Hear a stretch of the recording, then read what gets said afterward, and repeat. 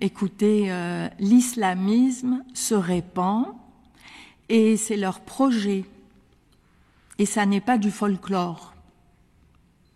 Le projet des islamistes, c'est d'islamiser la planète. Et quand on voit ce qui se passe actuellement, moi, je regarde des choses. Écoutez, on ne peut pas s'empêcher de parler, par exemple, du niqab. Alors, des femmes qui viennent de cette culture-là, qui se battent pour se libérer, puis qui se retrouvent au Canada avec une femme qui va aller prêter serment de citoyenneté avec un niqab, c'est innommable, c'est révoltant, c'est du n'importe quoi.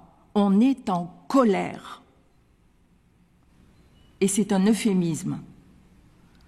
Alors, moi, j'ai pensé aux autocollants. Vous savez, les autocollants qui ont été mis sur ces autos à Terrebonne. Oui. Le Québec est terre d'Allah. Eh bien, si on continue comme ça, à autoriser toutes ces choses-là, eh bien, ça va devenir la terre d'Allah. Et ils doivent être morts de rire, tous les barbus, là, qui sont ici. Si on autorise de telles choses, c'est de l'ignorance, je pense. C'est de l'ignorance, parce qu'on ne s'imagine pas ici. Vous savez, nous, en Algérie, quand les premiers voiles sont apparus, on a pensé que c'était du folklore. Et on ne s'en est pas méfié. Et regardez maintenant comment c'est devenu. Il n'y a pratiquement plus aucune femme qui ne porte pas de voile.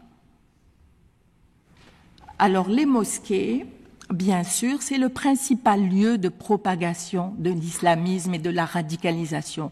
Alors qu'est-ce qu'on fait? Eh bien, il faudrait les infiltrer, les mosquées. Il faudrait aller écouter ce qui se dit dans les mosquées. Parce que je ne sais pas ce qui... Je vais vous lire ces 3-4 lignes. C'est dans le dernier Paris Match qui est paru. Vous avez dû entendre parler du salon de la femme musulmane à Paris, à Pontoise plus précisément. C'est le salon de la femme musulmane, mais il n'y a que des hommes qui ont parlé. Il n'y a aucune femme qui s'est exprimée. Alors il y avait 3 imams qui prêchent dans des grandes villes de France. D'accord? Alors, le premier s'appelle... Rapidement, parce que... Ah oui, rapidement. Alors, je vais juste vous dire ce qu'ils ont dit, sans vous citer lequel a dit quoi. Bon, alors, les femmes qui se parfument sont des fornicatrices, promises à un châtiment atroce. Le deuxième enjoint aux femmes de se voiler pour éviter le viol, ici-bas, et l'enfer dans l'au-delà. Et le troisième explique qu'une épouse ne doit pas sortir sans l'autorisation de son mari et que celle qui se refuse à lui sera maudite toute la nuit par des anges. Et ces gens-là sévissent, influencent et aident à la radicalisation. Merci. Et qu'est-ce qu'on fait? Merci, on leur doit madame. le droit de parole.